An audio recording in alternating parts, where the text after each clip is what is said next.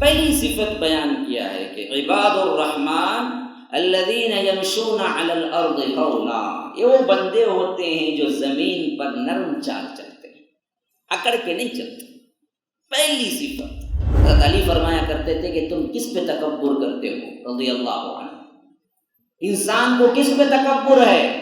اس کا اعلیٰ ترین کھانا شہد ہے، اور شہد مکی کی غلاظت ہے، اور اس کا اعلیٰ ترین کپڑا ریشم ہے، ریشم ایک کیڑے کی غلاظت ہے۔ ان دو غلاظتوں پر تمہیں فخر ہے؟ کس پہ فخر ہے تمہیں؟ جب جاہلوں سے مٹ بھیڑ ہو جائے، جاہلوں سے بات چیت ہو جائے، جھگڑے جدال پہ آ جائے کوئی جاہل، تو اس سے نرمی کے ساتھ سلام کر کے نکل جاتے ہیں، جھگڑے میں نہیں پڑتے۔ ہاں، حق پر ہوتے ہوئے جھگڑا چھوڑ دینا بہت بڑی بہادری کی علامت ہے میرے دوستو، یاد رکھو۔ اخلاق والے بندے کی کرامت یہ ہوتی ہے کہ اس کی رات دیکھو، رات میں کیا ہوتا ہے؟ یبیتون لربہم سجدا وقیاما، راتیں اس کی سجدوں میں گزارتے ہیں اور راتیں اس کی قیام میں گزرتی ہیں۔ ایسا کنجوس نہ بن کہ کسی بھی ضرورت کے وقت مال دینے کے لیے تیار ہی نہ ہو، اور ولا تبسطها كل البسط، ہمیشہ ہاتھ کو کھلائی مت رکھ دے، یعنی جو آیا سب کچھ انفاق کر کے کنکال نہ بن جا۔ ہاں، دونوں دو انتہائیں ہیں، اس کے درمیان توبہ کے بعد برائی کی طرف نہیں پلٹے بلکہ اچھائی کی طرف، نیک اعمال کی طرف پلٹ گئے تو اللہ تبارک و تعالیٰ کہتا ہے فَأُولَٰئِكَ يُبَدِّلُ اللَّهُ سَيِّئَاتِهِمْ حَسَنَاتٍ، ایسے اللہ کے نیک بندوں کے لیے اللہ ان کی برائیوں کو نیکیوں میں بدل دے گا۔ وہ کام جس کا دنیا میں کوئی بھلائی نہ ہو، آخرت میں کوئی بھلائی نہ ہو، وہ کام سب لغو ہے۔ ہاں، انہیں دیکھ لو وہ بیٹا پکچر نیا لیٹسٹ آیا ہے موبائل میں، دوست آیا کیا جی کرتے ہیں، ارے رے آؤ جی لیٹسٹ ویٹ کو دیکھو، تمہیں بھی چلو مجھ چاہ مانگیں گے ذرا، ہوں ساتھ میں دیکھ لیں گے۔ انہیں دیکھتا ہاں انہیں انسان کی شکل میں شیطان ہے، الگ کیا کرنا وہاں سے، مرو باللغو مرو کراما۔ بندہ بولتا ہے کہ نہیں جی اصل میں مجھے ایک کام یاد آ گیا، ویسے ہی میں ذرا بزی ہوں، دیکھ تم بعد میں، چلو نکل کے جاتا رہتا، بیٹھتا بھی نہیں وہاں۔ مرو باللغو مرو کراما، بالکل بڑے ہی اکرام کے ساتھ اس مجلس سے وہاں سے نکل جاتا ہے، بیٹھنا تک پسند نہیں کرتا۔ یہ وہ اللہ کے بندے ہیں۔ اور ابن عباس رضی اللہ عنہما بڑا ہی بہترین قول ذکر کرتے ہیں، کہتے ہیں کہ آنکھوں کی ٹھنڈک کا مطلب ہے اولاد دیندار ہونا، بس ایک شرط ہے آنکھوں کی ٹھنڈک کا، اولاد اور بیوی کا دیندار ہونا آنکھوں کی ٹھنڈک ہے۔ پھر دنیا کی مال و متاع مل جائے لیکن اولاد بیوی دیندار نہیں ہے تو پھر آنکھوں کی ٹھنڈک نہیں ہے۔ MSLI TV، رہنمائی بدلتی دنیا کے لیے۔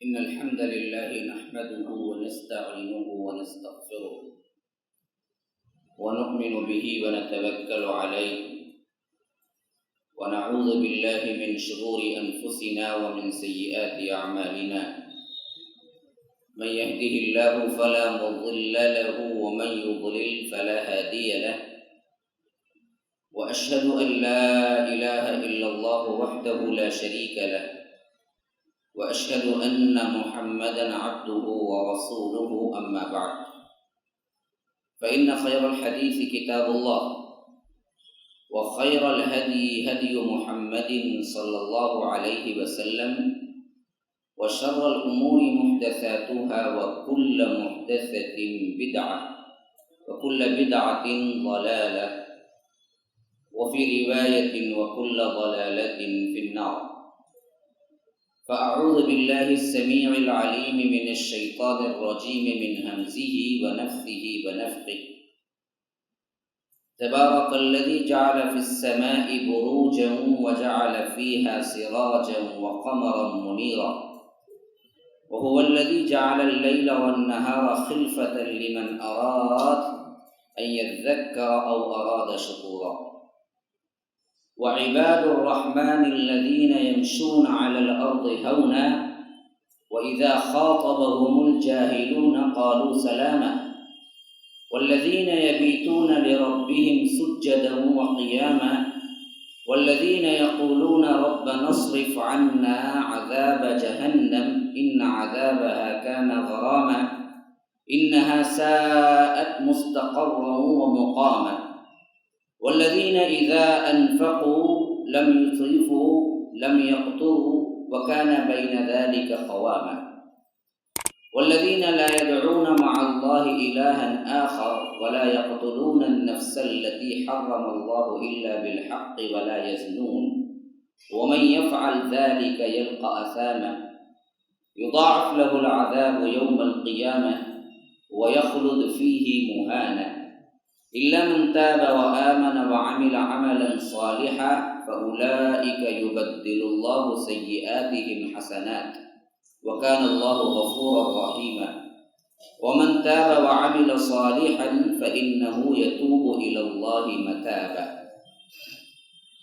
والذين لا يشهدون الزور وإذا مروا باللغو مروا كراما والذين إذا ذكروا بآيات ربهم لم يخروا عليها صما وعميانا والذين يقولون ربنا هب لنا من أزواجنا وذرياتنا قرة أعين وجعلنا للمتقين إماما أولئك يجزون الغرفة بما صبروا ويلقون فيها تحية وسلاما خالدين فيها حسنت مستقرا ومقاما قل ما يعبأ بكم ربي لولا دعاؤكم فقد كذبتم فسوف يكون لزاما اللهم أرنا الحق حقا وارزقنا اتباعه وأرنا الباطل باطلا وارزقنا اجتنابه اللهم علمنا ما ينفعنا وانفعنا بما علمتنا وارزقنا علما رب اشرح لي صدري ويسر لي أمري واحلل عقدة من لساني يفقهوا قولي. اس اللہ کے نام سے ابتدا اس کے ناموں کی کوئی انتہا ہی نہیں. وَلَوْ أَنَّ مَا فِي الْأَرْضِ مِنْ شَجَرَةٍ أَقْلَامٌ وَالْبَحْرُ يَمُدُّهُ مِنْ بَعْدِهِ سَبْعَةُ أَبْحُرٍ مَا نَفِدَتْ كَلِمَاتُ اللَّهِ. اس ذات اقدس پر کروڑوں درود و سلام ہوں جو تمام جہانوں کے لیے رحمت للعالمین بن کے آئے تھے. اللہم صلی علی محمد وعلی آل محمد كما صليت على إبراهيم وعلى آل إبراهيم إنك حميد مجيد وبارك على محمد وعلى آل محمد كما باركت على إبراهيم وعلى آل إبراهيم إنك حميد مجيد. برادران اسلام، واجب الاحترام بزرگوں، دوستوں، عزیز ساتھیوں، لائق احترام ماؤں اور بہنوں، ابھی میں نے جو آیات آپ کے سامنے تلاوت کی ہیں یہ سورۃ الفرقان غالباً سورہ نمبر 25 اور آخری اس کے 17 آیات تلاوت کی ہیں جو 61 to 77 تک. یہاں پر رب العالمین جو ٹاپک مجھے دی گئی ہے ان کے خصوصیات بتدریج بیان کرتا ہے.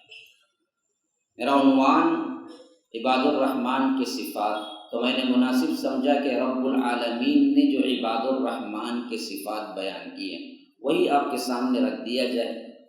اتنی جامع اور معنی الفاظ ہیں اور حدود و قیود ہیں.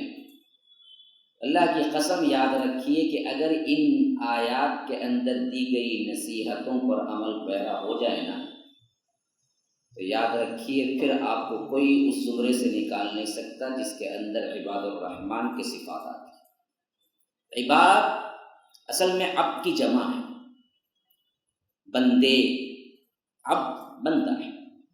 رحمان اللہ کا نام ہے. عباد الرحمن کا مطلب ہوا کہ اللہ کے یا رحمان کے بندے.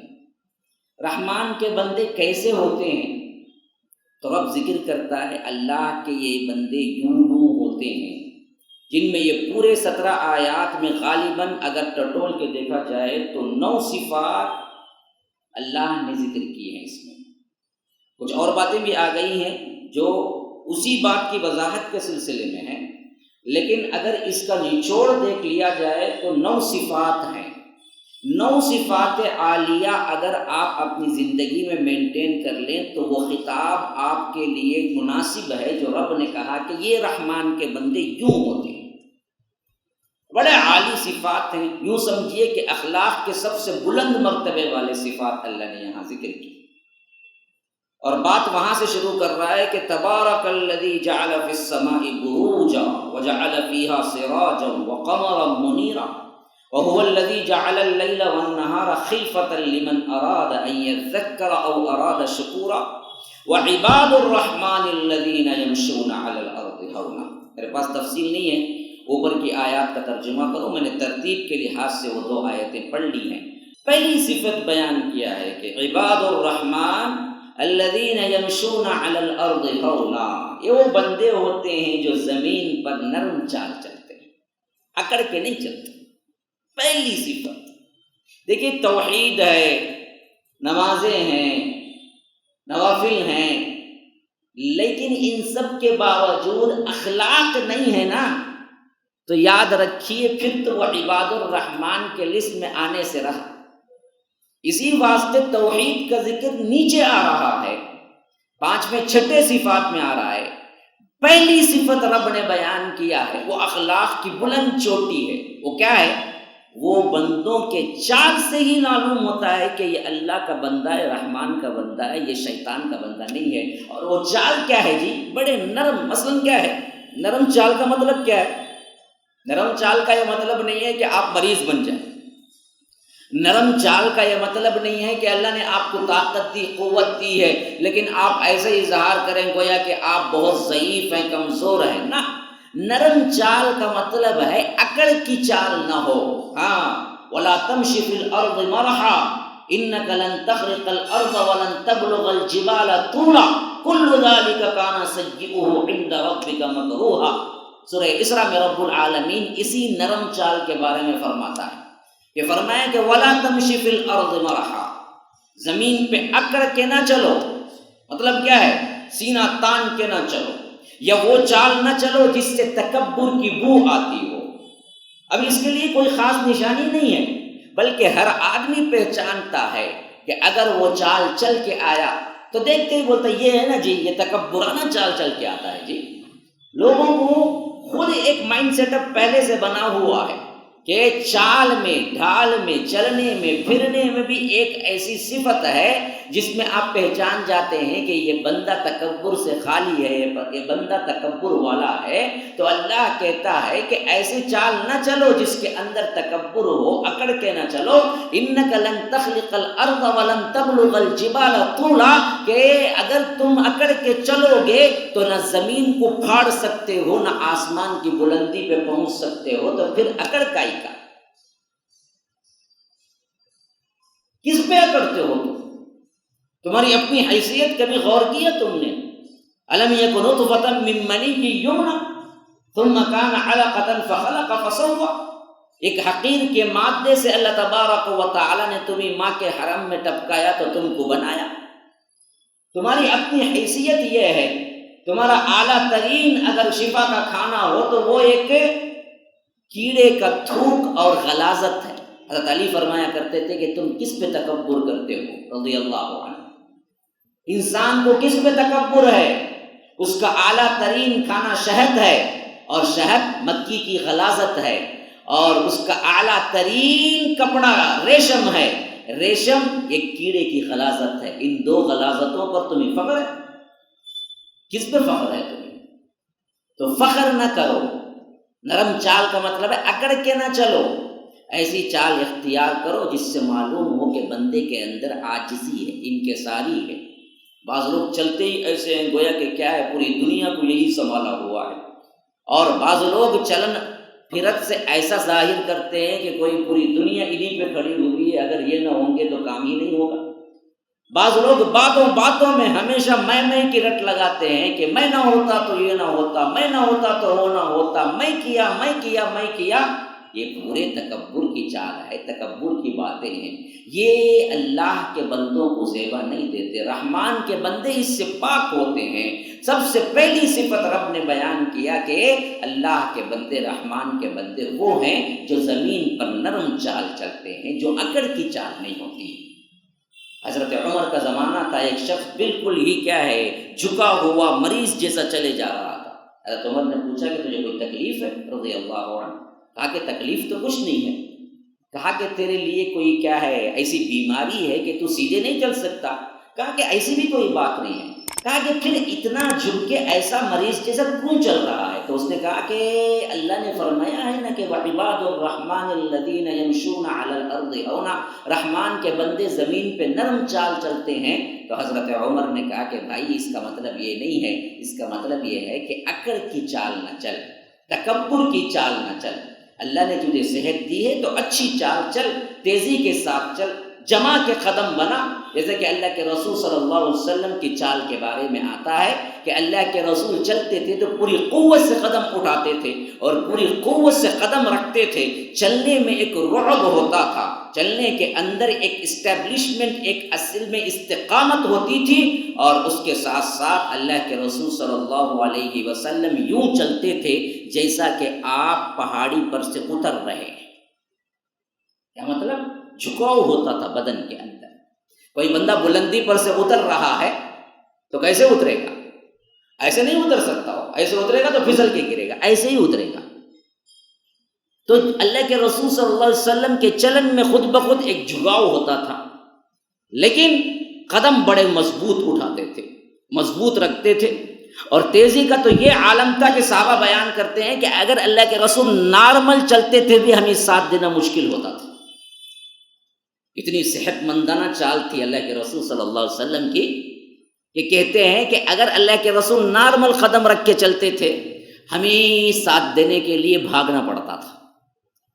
اتنی تیزی کی چلن تھی، اتنی صحت مندانہ چال تھی، لیکن ساتھ میں چال کے اندر نرماہٹ اس حد تک تھی کہ اللہ کے رسول صلی اللہ علیہ وسلم کی گردن یوں جھکی ہوتی تھی زمین کی طرف، جیسا کہ ڈھلوان سے اتر رہے ہیں. اس طرح چلتے تھے اللہ کے رسول صلی اللہ علیہ وسلم، سینہ تان کے، گردن اکڑا کے نہیں بلکہ جھکا کے چلتے تھے.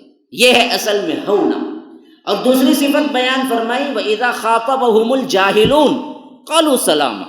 جب جاہلوں سے مٹ بھیڑ ہو جائے، جاہلوں سے بات چیت ہو جائے، جھگڑے جدال پہ آ جائے کوئی جاہل، تو اس سے نرمی کے ساتھ سلام کر کے نکل جاتے ہیں، جھگڑے میں نہیں پڑتے. ہاں، حق پر ہوتے ہوئے جھگڑا چھوڑ دینا بہت بڑی بہادری کی علامت ہے میرے دوستو، یاد رکھو. لوگ اس وقت تو خاموش ہو جاتے ہیں جب ان کے پاس جواب دینے کے لیے کچھ نہیں ہوتا، لیکن اس وقت ہمیشہ خاموش نہیں رہتے جب ان کے پاس جواب دینے کے لیے بھی کچھ ہوتا ہے. لیکن اللہ کے لیے خاموش ہو جانا اور وہاں سے کھسک جانا یہ اللہ کے بندوں کا کمال ہوتا ہے. بعض لوگ سمجھتے ہیں بڑا کمزور ہے جی، کچھ بھی بولو سن کے نکل جاتا ہے. نا، ارے وہ رحمان کا بندہ ہے جی کہ جھگڑا کرنا نہیں آتا، اس واسطے وہ نکل جاتا ہے. کیونکہ اللہ کے بندوں کی صفات ہی اللہ نے یہ بیان کی ہے کہ جب جھگڑالو لوگ ان سے مخاطب ہوتے ہیں، ان سے ملتے ہیں، جھگڑے کی نیت کرتے ہیں، گالی گلوچ کرتے ہیں، جوابی کاروائی یہ نہیں کرتے بلکہ کیا ہے، خاموشی کے ساتھ وَإِذَا خَاطَبَهُمُ الْجَاهِلُونَ قَالُوا سَلَامًا، سلام علیکم، ہم ملتے ہیں پھر بعد میں انشاءاللہ بات کریں گے. نکل جاتے ہیں وہاں سے. جھگڑے کے جواب نہیں دیا کرتے، گالیوں کے جواب نہیں دیا کرتے. یہ بہت بڑی اللہ والی صفت ہے، یاد رکھیے. آپ کو کوئی برا بھلا کہتا ہے اور آپ اس کو برداشت کر کے کہتے ہیں کہ اللہ تبارک و تعالیٰ کے پاس اس کا اجر ہے، چلو بھائی جو بھی ہوا، اگر میری طرف سے کوئی غلطی ہو تو معاف کر لیجئے، مجھے دوسرے کام ہے، نکل جاتے ہیں. تو یاد رکھیے یہ معاملہ ہر کس و ناکس کا نہیں ہے، یہ بہت بڑے اللہ والوں کا. ایک مرتبہ حضرت ابوبکر صدیق کے ساتھ اللہ کے رسول صلی اللہ علیہ وسلم تھے، تو ایک بندہ انہیں گالیاں دینے لگا اور اللہ کے رسول صلی اللہ علیہ وسلم بھی خاموش کھڑے ہوئے تھے، صدیق اکبر بھی خاموش تھے. یہاں تک کہ جب برداشت سے باہر ہو گیا تو صدیق اکبر نے اس کو جواب دیا، یہاں تک کہ اللہ کے رسول صلی اللہ علیہ وسلم وہاں سے چل نکلے.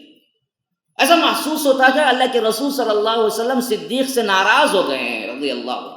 دوڑتے بھاگتے آئے، پوچھا اللہ کے رسول وہ بندہ مجھے گالیاں دے رہا تھا، برا بھلا کہہ رہا تھا اور ساتھ میں تھے، اور میں نے جواب نہیں دیا تو آپ بھی ساتھ میں تھے، میں نے جواب دیا تو آپ آگے نکل گئے، کہیں میں نے خطا تو نہیں کر دی؟ کہا کہ صدیق اصل مسئلہ یہ تھا کہ جب وہ گالیاں تمہیں برا بھلا کہہ رہا تھا، اللہ نے اس کا جواب دینے کے لیے ایک فرشتہ مقرر کیا تھا جو برابر تمہیں اس کے مقابلے میں دعائیں دے رہا تھا. لیکن جیسے ہی تم نے جواب دیا اللہ نے فرشتوں کو بلا لیا اور وہ فرشتہ وہاں سے ہٹ گیا. تو جہاں فرشتہ نہیں ہے وہاں میرا کیا کام ہے، میں بھی نکل گیا.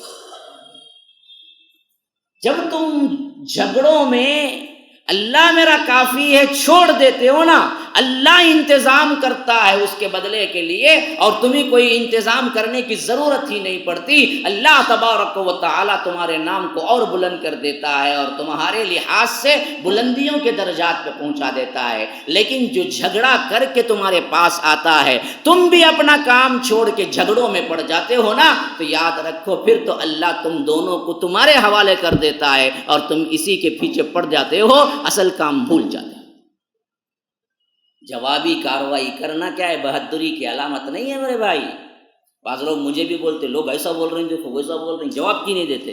ارے جواب دینا ہماری صفت نہیں ہے، رحمان کے بندوں کی صفت جواب دینے کی نہیں ہے۔ چھوڑ دو، مسئلہ ختم، جو بولا وہ بولا پائے گا، ہمیں اس سے لینا دینا کیا ہے؟ یہ صفات پیدا کرنی چاہیے تمہیں بھی، خواہ وہ دنیاوی معاملہ ہو یا دینی معاملہ ہو۔ جھگڑا اگر اس کی بو آ رہی ہے کہ یہ اصل بات چیت سلجھانے کے لیے نہیں کر رہا ہے، جھگڑے کے لیے کر رہا ہے، وَإِذَا خَاطَبَهُمُ الْجَاهِلُونَ قَالُوا سَلَامًا، بھائی ہم ملتے ہیں، سلام علیکم، اللہ تمہیں سلامت رکھے، خوش رکھے، جو بھی صحیح ہے اللہ بہتر جانتا ہے کون صحیح ہے، اگر غلطی ہوئی ہے تو معافی تلافی، ہم اپنی زندگی، تم اپنی زندگی گزارو، مسئلہ بڑا نہ کرو۔ اگر یہ صفت ہم اپنے گھر والوں میں، اپنے خاندان میں، بہو بیٹیوں میں، ساس نندوں میں اپنا لی جائے نا، مسائل ہی ختم ہو جائے گی۔ ہمارا مسئلہ ہی کیا ہے جی؟ پوری زندگی صرف اس بات پہ جھگڑا ہے کہ اس وقت اس نے کیا بولا، اس کا جواب میں نے کیوں نہیں دیا، میں جواب دیا بھی تو برابر نہیں دیا، اس کو برابر منہ توڑ جواب دینا ہے، ایسے کرنا، اسی انتقام میں تو پوری زندگی ہماری گزر جاتی ہے۔ سوچ سوچ کے باولا کتے کی طرح ہو جاتا ہے بندہ کہ میں اس کا جواب دوں، میں اس کا جواب دوں، میں اس کا، ارے جواب چھوڑو، رب جواب دے گا تمہیں، تمہارا کام تم کرو۔ ہاں حقیقت اس میں کچھ نظر آ رہی ہے تو اصلاح کر لو، بس مسئلہ ختم۔ اور یہ کہہ دو کہ بھائی آپ نے بتایا غلطی، اگر یہ غلطی میرے میں ہے تو میں اصلاح کی کوشش کروں گا، اگر تم الزام دھرتے ہو تو اللہ کافی ہے میرے لیے، بقیہ کام جو بھی ہے ہم۔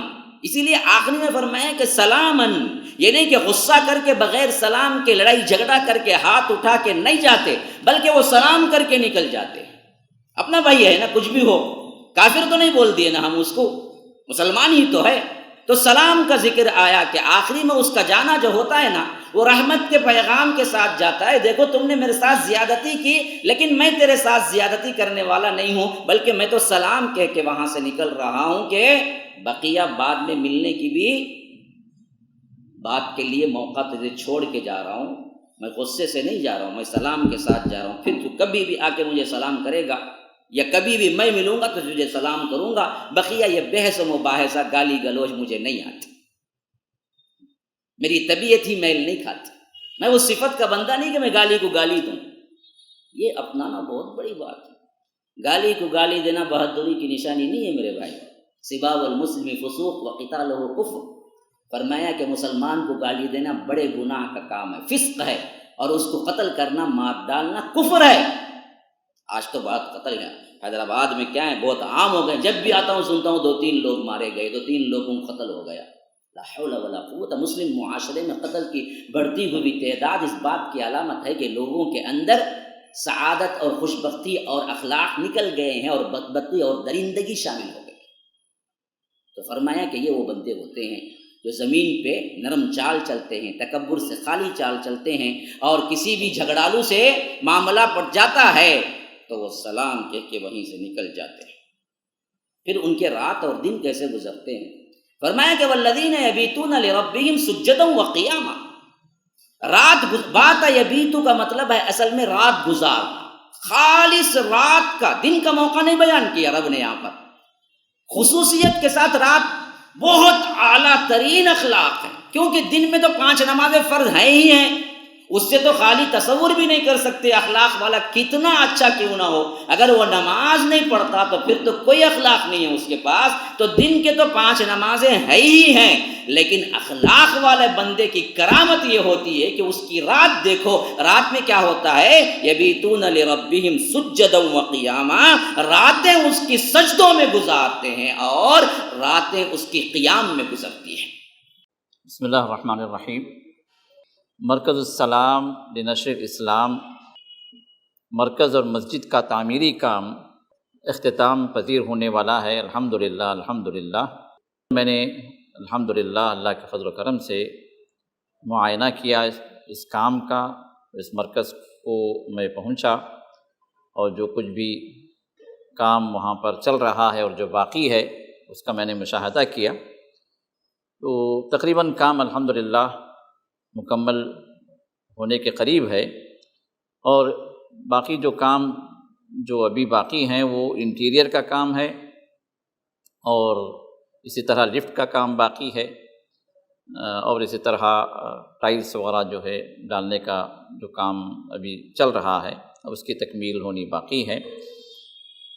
ذمہ داروں سے یہ بات سامنے آئی کہ ابھی تقریباً 45 لاکھ کی ضرورت ہے پوری طرح اس مرکز اور مسجد کی تکمیل کے لیے، تو جن حضرات نے بھی تعاون کیا ہے الحمدللہ اللہ تعالیٰ کے ہاں وہ ضرور اجر پائیں گے، جس طرح محمد رسول اللہ صلی اللہ علیہ وسلم کی یہ بشارت ہے، من بنا للہ مسجدا بنى اللہ لہ بیتا فی الجنہ، جو اللہ کے لیے مسجد کی تعمیر کیا اللہ تعالیٰ اس کے لیے جنت میں ایک محل اللہ تعمیر کرتے ہیں۔ تو ہم گزارش کرتے ہیں ان لوگوں سے جو ابھی اس کار خیر میں ابھی تعاون نہیں کیا ہے یا تعاون کا ارادہ جو بنائے رکھے ہیں کہ جلد سے جلد اس معاملے میں آپ آگے بڑھیں اور اس کار خیر کو آپ تکمیل تک پہنچانے کے لیے اس میں آپ تعاون کریں۔ جنہوں نے بھی اس کار خیر میں کسی بھی اعتبار سے تعاون کیا ہے اللہ تعالیٰ ان کو اجر سے محروم نہ فرمائے، اللہ تعالیٰ ان کو اجر عظیم سے نوازے، اور رسول اللہ صلی اللہ علیہ وسلم کی بشارت جنت میں محل جو ان کے لیے تعمیر کیا جائے گا اللہ تعالیٰ ان میں آپ کو بھی اللہ شامل فرمائے۔ راتوں میں نماز اور قیام ہے نا، یہ رحمان کے بندوں کی علامت ہے۔ اگر آپ رحمان کے بندے بننا چاہتے ہیں تو اخلاقیات کے ساتھ عبادات میں بھی آگے آؤ۔ بعض لوگ سوشل کاموں میں تو بہت آگے رہتے ہیں لیکن عبادتوں میں بالکل خالی، بعض لوگ عبادتوں میں بہت آگے لیکن سوشل کام اور اخلاق میں بالکل عاری۔ یہ دونوں صفتیں نہیں ہیں رحمان کے بندوں کی۔ رحمان کے بندے اخلاق میں بھی، سوشل کاموں میں بھی، دنیاوی انسانیت کی ہمدردی میں بھی آگے رہتے ہیں اور عبادتوں میں بھی آگے رہتے ہیں۔ یبیتون لربہم سجدا، رات گزارتے ہیں سجدوں کے اندر، قیاماً تہجد کے اندر کھڑے ہو کر، اور ان قیام اور ان سجود کے اندر ان کا طریقہ کیا ہوتا ہے؟ دعائیں کرتے رہتے ہیں کہ والذین یقولون ربنا اصرف عنا عذاب جہنم ان عذابها کان غراما انہا ساءت مستقرا ومقاما، کہ اے ہمارے رب جہنم کے آگ کو ہم سے پھیر دے، ربنا اصرف عنا عذاب جہنم، اللہ یہ عذاب جہنم کو ہم سے پلٹا دے، ان عذابها کان غراما، یہ چمٹ جانے والا عذاب ہے، یہ جس کو بھی پکڑے گا برباد کر کے چھوڑ دے گا۔ بربادی بھی ایسی نہ ختم ہونے والی بربادی ہو جائے گی، لا تبقی ولا تذر لواحۃ للبشر، ایسی جہنم ہے یہ بلا، ایسی عجیب و غریب جہنم کا مسئلہ ہے کہ اللہ کہتا ہے کہ نہ تمہیں باقی رکھے گی نہ چھوڑے گی، تمہاری کھال کو کھا جائے گی، لواحۃ للبشر، تمہارا پورا جو جسم کا حصہ ہے اس کو جلا کے راکھ کر دے گی، اور جلا کے راکھ کوئی انسان جل کے ہوتا ہے تو مر جاتا ہے، لیکن یہ جلائے گی بھی موت بھی نہیں دے گی، لا تبقی ولا تذر، نہ مارے گی نہ زندہ رکھے گی، یا زندوں میں شمار ہوگا نہ مردوں میں شمار ہوگا، تکلیف پہ تکلیف سہتا رہے گا اور جلد کو کھاتی رہے گی آگ، جب جلد کو پورا کھا لے گی اور درد کا سلسلہ ختم ہوگا، کلما نضجت جلودہم بدلناہم جلودا غیرہا لیذوقوا العذاب، کہ اللہ تبارک و تعالی اس جلد کو نکال کے دوسری جلد نئی دے دیں گے تاکہ عذاب کا مزہ چکھتا رہے، درد سہتا رہے۔ تو یہ عذاب انہا کان غراما، بڑا ہی چمٹ جانے والا عذاب ہے، انہا ساعت مستقرا و مقاما، یہ دراصل بڑی ہی بری جگہ ہے، بڑا ہی برا مستقر ہے، بہت ہی عذاب اور اندھناک انجام ہے، جس کا انجام بھی جہنم ہوتا ہے۔ تو اللہ کے بندے، رحمان کے بندے راتوں میں اٹھ کے خاص دعائیں ان کی یہ نہیں ہوتی اے اللہ کار دے، اے اللہ بنگلہ دے، اے اللہ جاب دے، اے اللہ رزق دے، ہاں کر لو یہ بھی، لیکن نہ کرو گی بھی تو تمہاری تقدیر کا تم کو مل جائے گا۔ اصل دعا تو ان کی جہنم سے پناہ کی ہوتی ہوئی، اصل دعا تو ان کی آخرت کے لیے ہوتی. وہ روتے ہیں تو آخرت کے لیے روتے ہیں، وہ مانگتے ہیں تو اللہ تبارک و تعالیٰ کی جنت کو مانگتے ہیں، وہ ڈرتے ہیں تو اللہ کے جہنم سے ڈرتے ہیں، وہ دعائیں کرتے ہیں تو یہ دعا کرتے ہیں کہ ربنا اصرف عنا عذاب جہنم، اے اللہ عذاب جہنم کو ہم سے پھیر دے، ان عذابها کان غراما، تیرا عذاب تو یہ جہنم کا عذاب تو چمٹ جانے والا، غارت کر دینے والا ہے، انہا ساعت مستقر و مقامہ، کہ یہ بہت ہی برا مستقر اور یہ بہت ہی برا ٹھکانہ ہے. والذین اذا انفقوا، پھر یہ وہ لوگ ہوتے ہیں جو اللہ کی راہ میں دیتے ہیں. ہاں، ایسا دیتے ہیں تو کیسا دیتے ہیں؟ وہ دینے کی صفت کیا ہے؟ لم یسرفوا ولم یقتروا، نہ اسراف کرتے ہیں نہ تنگی کرتے ہیں، میانہ روی سے دیتے ہیں. دینے کی یہ سب سے اعلیٰ ترین صفت ہے کہ سب کچھ دے کے کنگال نہ بن جاؤ، یا کنجوسی میں اتنے آگے نہ نکل جاؤ کہ حق کی ضرورت کے وقت بھی اپنی بیوی بچوں پہ بھی خرچہ کرنے کے لیے دل تنگ ہوتا ہے، ایسی صفت بھی نہ اپناؤ. جس کے لیے سورہ اسراء میں فرمایا کہ وَلَا تَجْعَلْ يَدَكَ مَغْلُولَةً إِلَىٰ عُنُقِكَ وَلَا تَبْسُطْهَا كُلَّ الْبَسْطِ فَتَقْعُدَ مَلُومًا مَحْسُورًا. یا رب، کیا صفات ہیں رحمان کے بندوں کی. اس آیت میں اللہ تبارک و تعالیٰ ذکر کرتا ہے وَلَا تَجْعَلْ يَدَكَ مَغْلُولَةً إِلَىٰ عُنُقِكَ، اپنے ہاتھ کو اپنے گردن کے ساتھ نہ باندھ لے. کیا مطلب؟ ایسا تنگ نہ ہو جائے کہ ہاتھ کھلتا ہی نہیں ہے، ایسا کنجوس نہ بن کہ کسی بھی ضرورت کے وقت مال دینے کے لیے تیار ہی نہ ہو.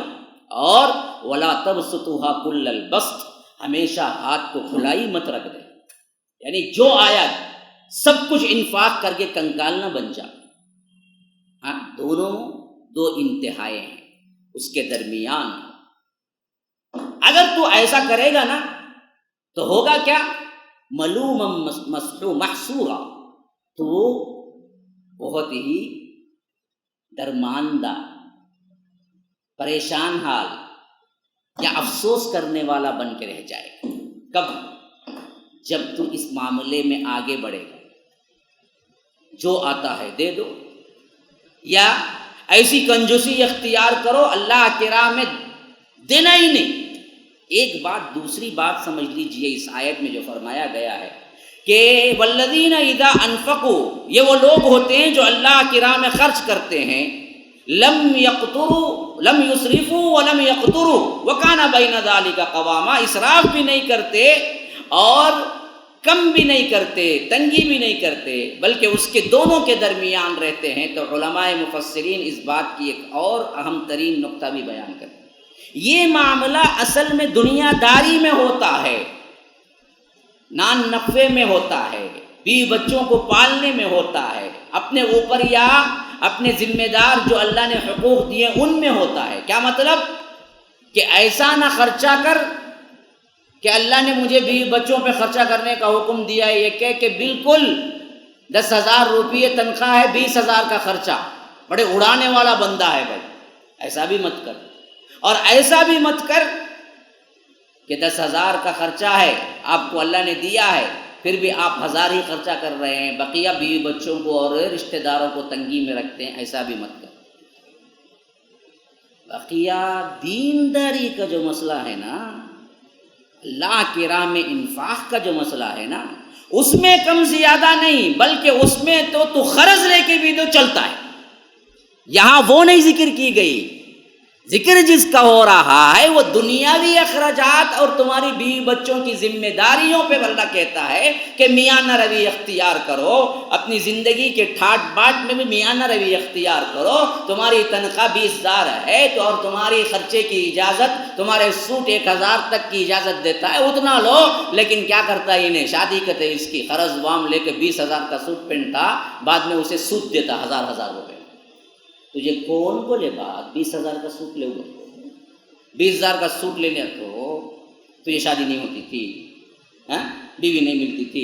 بھائی تمہیں 20,000 کا سوٹ نہیں پہنے نکاح میں، اس کے بعد سے تمہاری شادی نہیں ہوگی. شریعت میں لکھو ہے 20,000 کا پہننا، جا کو لے لے کو، اس کے بعد میں آپ کو قبول ہے بولا پڑھاؤں گا، بولیں گا بنتے نہیں ہے. عام پرانے کپڑے بھی پہن کے آئے تو شادی ہو گئی. لیکن شادی کے ایک سوٹ پہ کتنا خرچہ کرتا ہے؟ بندہ خرد وام لے کے بھی خرچہ کرتا ہے، اور اس دن جی، اور پہنتا بھی کتنا، آدھا ایک گھنٹہ، بہت خواہش ہے تو صبح کو پہنا تو رات تک، پھر جب وہ کمرے میں بھی نہیں میں سوپ نکالوں گا نہیں تو کریں گا کیا انہیں، ہاں؟ اچھا پہن لیا بہت خوشی سے، گرمی میں ٹھنڈ میں سب پہننے کو پھریں گا، اتنا ہیوی سوٹ نہیں پہن سکتا انہیں، کبھی کبھار ہی پھر پہننا، پھر کب تبھی شادی آنا، فنکشن آنا، اسے عزت دے کو بنتے ہی بلانا، آبا کنڈا کھا لے کو جا بولے تو تب انہیں پہنیں گا ایک آدھا گھنٹہ، پھر نہیں میں 25,000 کا سوٹ لیا، میں نکالوں گا نہیں، گھر میں کبھی بھی پہننے کو چھوڑوں گا، پہن لے کرو جھنگاش نہیں تو بعد میں پہن میں نہیں سکتا، تو خواہ پھر اتنا ہیوی لباس پہنتے کیوں ہو جی؟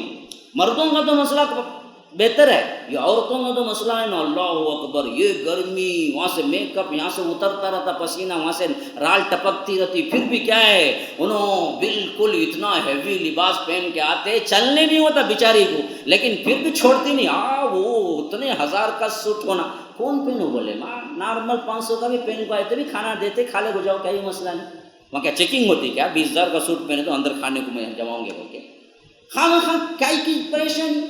عورتوں کے جو لباس ہوتے ہیں نا یا رب اللہ اکبر، اتنا دکھاوا، اللہ کے رسول نے فرمایا کہ دکھاوے کا کوئی لباس پہنتا ہے تو کل اللہ تعالیٰ تارکول کا لباس اسے پہنائے گا جہنم میں، تارکول کا لباس، جس سے ہم کیا ہے روٹ ڈالتے ہیں نا جی، وہ جو پکاتے ہیں نا تارکول کو گرم گرم، اس کا لباس پہنائے گا۔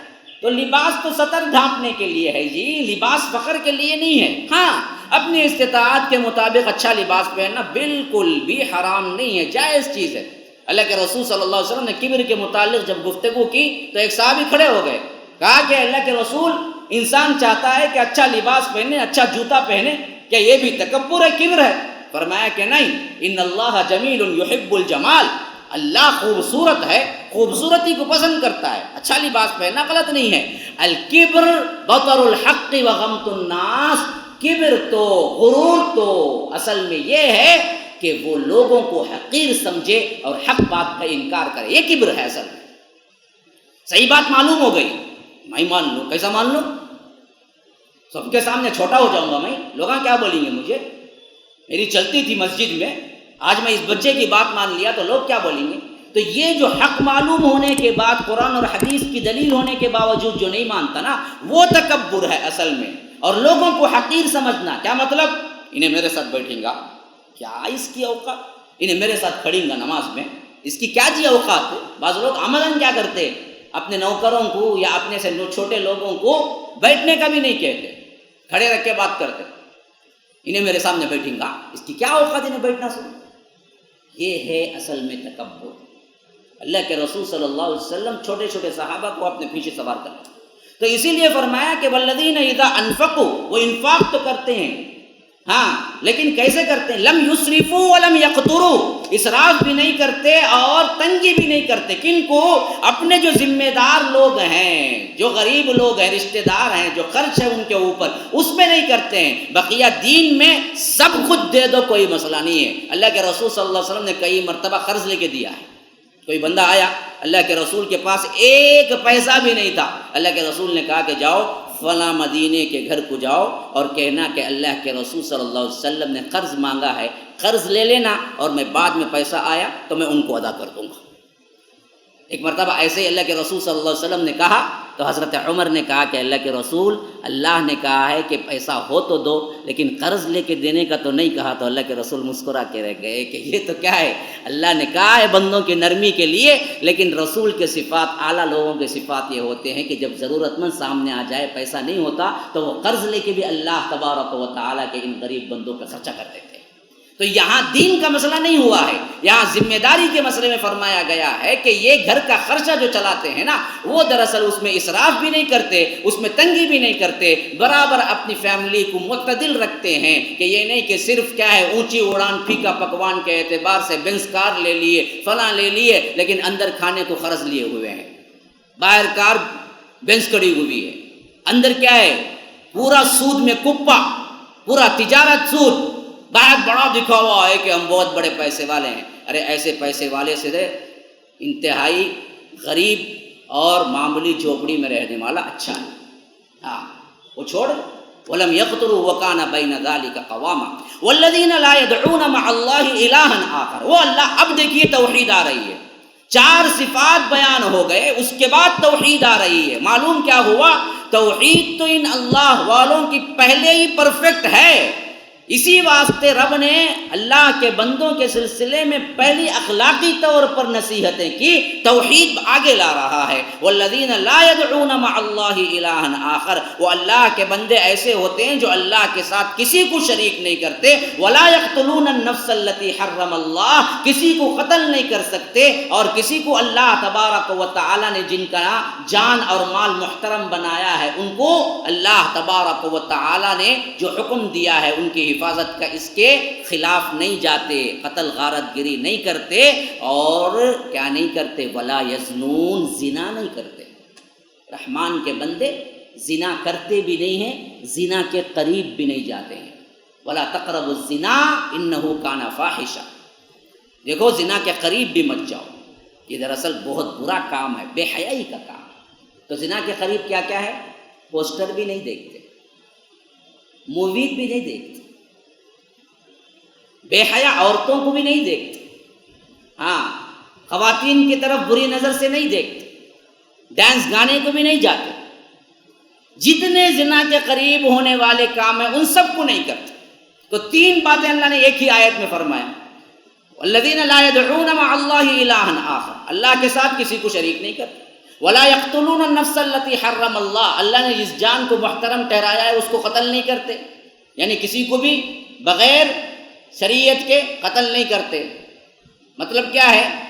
جن کو قتل کی سزا ہے اس کو قتل کرتی ہے حکومت، جیسے کسی نے کسی کو قتل کر دیا قصاص میں قتل کیا جائے گا، جیسے کسی نے اسلام کو تبدیل کر دیا تو مارا جائے گا، جیسے کسی نے کیا ہے شادی شدہ زانی ہے تو اس کو قتل کیا جائے گا۔ یہ 3 قتل جائز ہے، اور وہ بھی کون کرے گا؟ انڈیویجول کوئی پرسن نہیں کرے گا، حکومت کرے گی۔ انڈیویجول کوئی انسان، کوئی مسلمان کسی کو قتل نہیں کرے گا، کیونکہ اللہ نے سب جان کو محترم بنایا ہے۔ حرم اللہ، اللہ نے حرام کیا ہے کسی کا بھی جان لینا، قتل کرنا، تو اس کو قتل نہیں۔ ولا یزنون، اور زنا نہیں کرتے۔ ومن یفعل ذلک یلقى اثاما، لیکن اگر کوئی یہ کرے گا تو اللہ اس کا برابر بدلہ دے گا، دنیا میں بھی ہے آخرت میں بھی ہے۔ تو یاد رکھو یہ 3 کاموں سے بچ جاؤ، اوپر کے 3 کام اور یہ 3 کام ذہن میں رکھ لو کہ پہلے اوپر بتایا کہ زمین پہ اکڑ کے نہیں چلتے، بتایا کہ یہ اگر کسی سے جھگڑا ہوتا ہے تو سلام کر کے نکل جاتے ہیں، راتوں میں نماز اور تہجد اور دعائیں صرف اور صرف اللہ جہنم کی آگ سے مجھے بچا دے۔ پھر فرمایا کہ ان کا خرچ جو ہوتا ہے، خاص کر گھر کے گھریلو اخراجات، یہ بڑے معتدل ہوتے ہیں، نہ اسراف کرتے ہیں نہ تنگی کرتے ہیں۔ پھر اس کے بعد فرمایا کہ یہ دراصل اللہ کے علاوہ کسی سے نہیں مانگتے، کسی کو معبود نہیں بناتے، شریک نہیں کرتے، اور اس کے بعد فرمایا کہ یہ کسی کو قتل نہیں کرتے اور یہ کسی کو زنا نہیں کرتے، مرد عورت دونوں کے لیے فرما رہا ہے، بے حیا نہیں ہوتے۔ ومن یفعل ذلک یلقى اثاما، اگر کوئی اس طرح کا کام کرے گا تو اللہ اس کو ضرور بدلہ دے گا۔ یضاعف له العذاب یوم القیامۃ ویخلد فیہ مہانا، اللہ اس کا دوہرا عذاب بھی دے گا اور انہیں ہمیشہ کے لیے عذاب میں ڈھکیل دے گا۔ لیکن اس میں بھی آپشن یہ ہے کہ الا من تاب وآمن وعمل عملا صالحا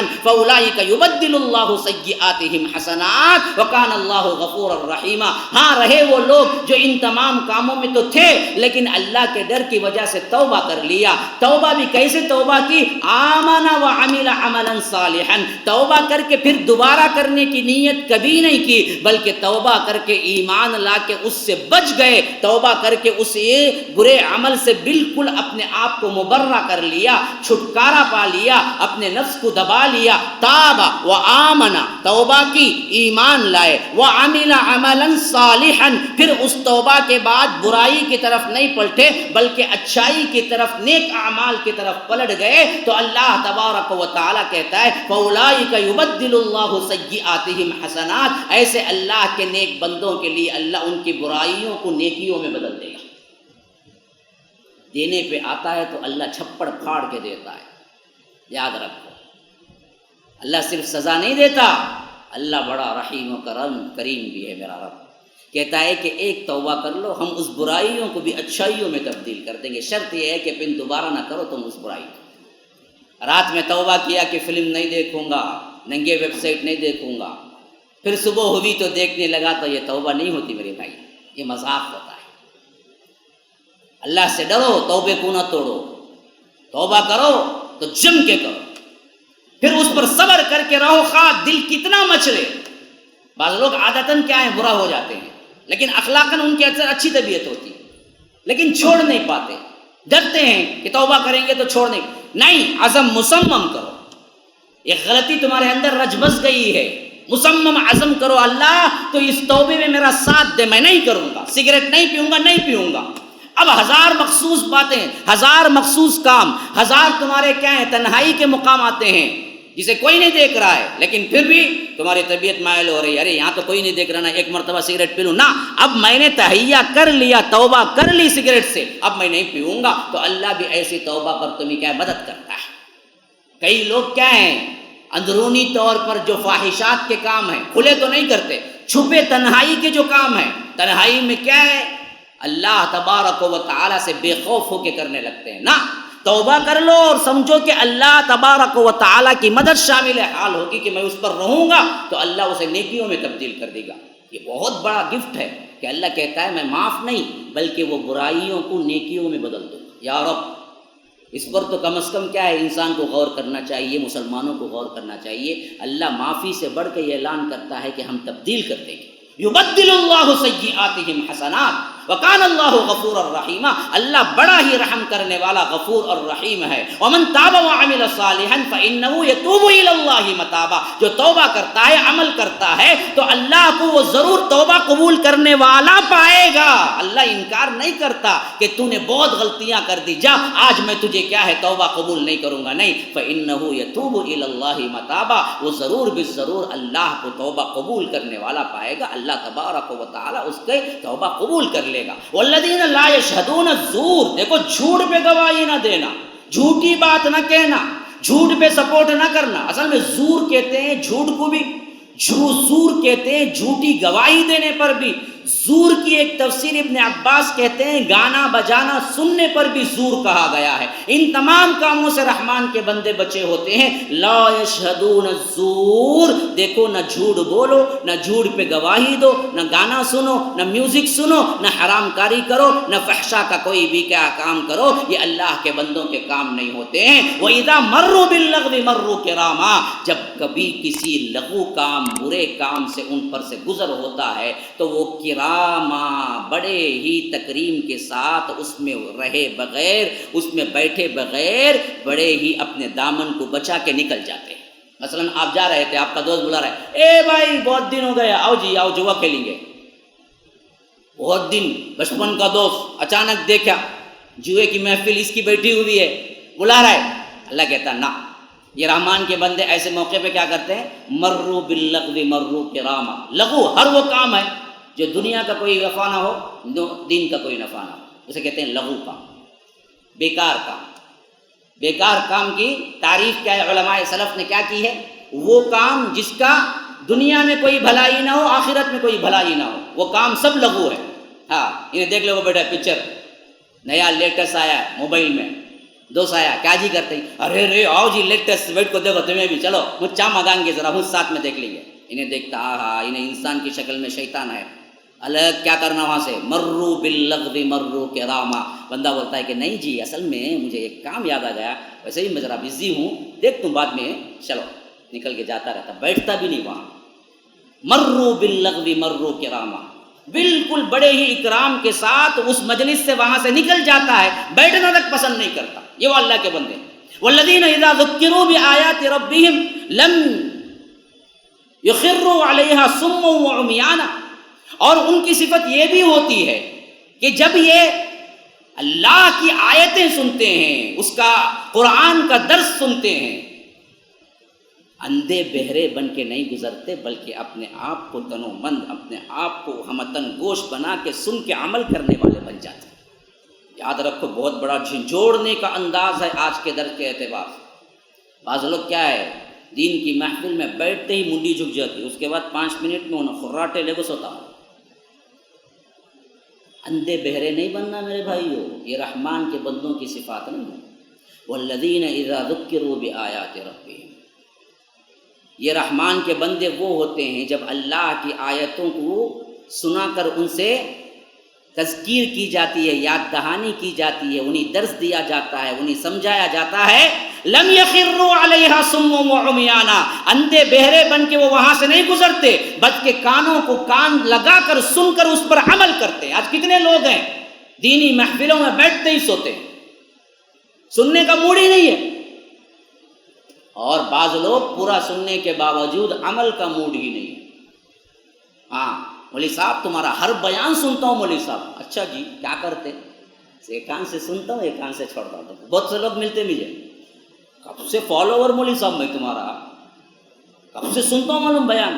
اچھا ایک مرتبہ میں نے کیا کیا کہ ایک بندہ یہ کہہ رہا تھا نا، اچانک مجھے اس کے اسٹیٹس پر نظر پڑ گئی، پکا پورے ڈسکو ڈانس کا گانا ڈال کو رکھا ہے.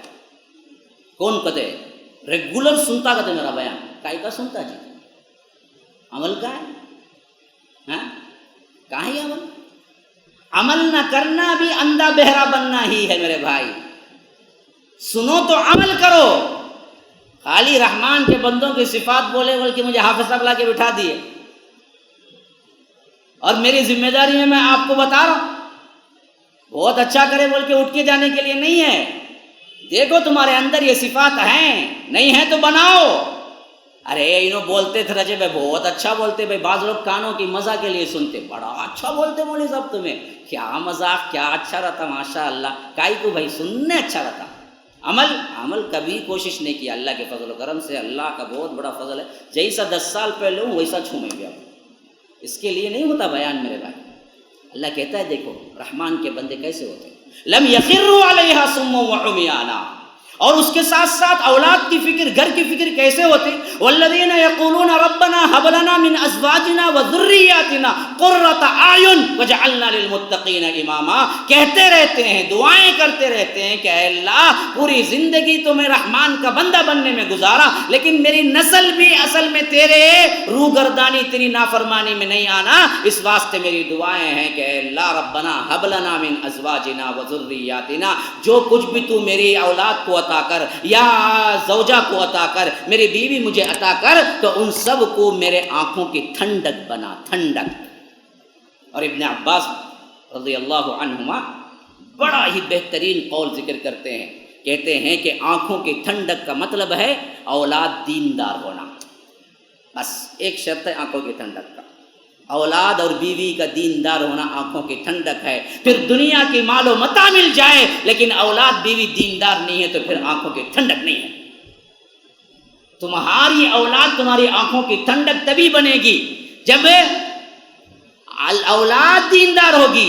اولاد ڈاکٹر ہے، انجینئر ہے، فلاں ہے، یو کے میں ہے، لنڈن میں ہے، امریکہ میں ہے، یہ آنکھوں کی ٹھنڈک نہیں ہے. ارے وہ بدبخت تو ایسی اولاد ہے جو تمہارے جنازے کو بھی نہیں آتی، کہتی ہے کہ اٹھا دو کچھ پیسے بھیج دیتا ہوں. یہ اولاد نہیں چاہیے. اولاد وہ ہو تمہارے قدموں کو دھو کے پیے، تمہاری تربیت کرنے میں، اور تمہارے جس طرح تم نے اپنا خون پسینہ ایک کیا، تمہارے بڑھاپے میں وہ اپنا تن مندن تمہاری خدمت میں لگا دے. وہ اولاد تو اصل میں تمہاری آنکھوں کی ٹھنڈک ہے. وہ ٹھنڈک مانگو تم کہ اے اللہ مجھے اولاد دے تو ایسے، بیوی دے تو ایسے کہ وہ خدمت گزار ہو، فرما بردار ہو. یہ نہ ہو کہ مرتے ہی اس کے بعد مجھے ترکے میں کیا ملے گا. وہ مرتے وقت نہیں بلکہ جیتے جی فکر شروع کر دے کہ یہ بدبخت مجھے طلاق دے گا، یا آ کر یہ مرے گا تو مجھے کتنا ملے گا. صرف یہ سوچتے ہوئے کتنی بیویاں اپنی زندگیاں گزارتے ہیں. ایسی بیوی اللہ نہ دے کسی کو. قرۃ اعین، آنکھوں کی ٹھنڈک. وجعلنا للمتقین اماما، اور ان سب کو متقین کا امام بنا. دیکھیے ایک طرف سرداری مانگنے سے اللہ نے منع کیا ہے، ایک طرف کہتا ہے کہ مانگو. یہ دراصل کیا ہے؟ متقین امامہ کا مطلب یہ ہے کہ ہر متقی اپنے حساب سے امام ہی ہوتا ہے، تاکہ اس کے پیچھے 4 لوگ جو متقی نہیں ہیں متقی بنے. تو آپ مانگتے ہیں کہ اللہ میری اولاد کو اتنا تو بنا دے کہ وہ متقی ہو، جس کا دیکھ کر بہت سے غیر متقی بن جائیں. ایسی اولاد مجھے عطا کر. تو اللہ کہتا ہے یہ ہیں وہ پورے 9 صفات ہو گئے. اولئک یجزون الغرفۃ بما صبروا. تو یہ ہیں وہ لوگ جن کے صبر کی پاداش میں اللہ تبارک و تعالی انہیں جنت میں محلات اور کمرے عطا کرے گا. وَيُلَقَّوْنَ فِيهَا تَحِيَّةً وَسَلَامًا. اور یہ جب جنت میں اپنے محل میں داخل ہوں گے تو فرشتے آگے بڑھ بڑھ کے تحیہ کریں گے, سلام کریں گے, سلام علیک, سلام علیک. کون؟ انسان نے جی, فرشتے سلام کریں گے تمہیں. وَيُلَقَّوْنَ فِيهَا تَحِيَّةً وَسَلَامًا. اور اوپر سے ندا آئے گی خالدین فیہا حسنت مستقرا ومقاما. اب تم یہاں ہمیشہ ہمیشہ رہو, کوئی تمہیں جنت سے نکالنے والا نہیں. یہی تمہارا مستقر ہے, یہی تمہارا مقام ہے کہ اللہ نے تمہیں جنتوں میں آباد کر دیا اور فرشتوں کو ڈیوٹی لگا دی کہ آپ کے پاس آ کے وہ سلام کریں, سلام کریں. یہ ہے رحمان کے بندے. اگر آپ کو بننا ہے اور جنت حاصل کرنا ہے تو ان صفات کو لازم پکڑو, اس پر عمل کرو. رب کا فرمان ہے اور کا فرمان جھوٹا نہیں ہوتا. اللہ تبارک و تعالی تمہیں ان انعامات میں داخل کرے گا جس کا وعدہ اس آیت میں کر رہا ہے. اللہ ہم سب کو ایسے ہی صفات والا بنائے. اللہ تبارک و تعالی ہم سب کو بھی جنت الفردوس میں اعلیٰ مقام عطا فرمائے. اللہ تبارک و تعالی ہمارے گناہوں سے درگزر فرمائے, ہمارے گناہوں کو معاف فرمائے اور ہم سب کو جیسے یہاں اکٹھا فرمایا ہے امام الانبیاء سید المرسلین و آخرین جناب محمد الرسول اللہ صلی اللہ علیہ وسلم کے ساتھ جنت الفردوس میں بھی اکٹھا فرمائے. ھذا وباللہ التوفیق صلی اللہ وسلم علی نبینا محمد. اسأل اللہ لی ولکم ولسائر المسلمین من کل ذنب فاستغفروه انه هو الغفور الرحیم. والسلام علیکم ورحمۃ اللہ وبرکاتہ.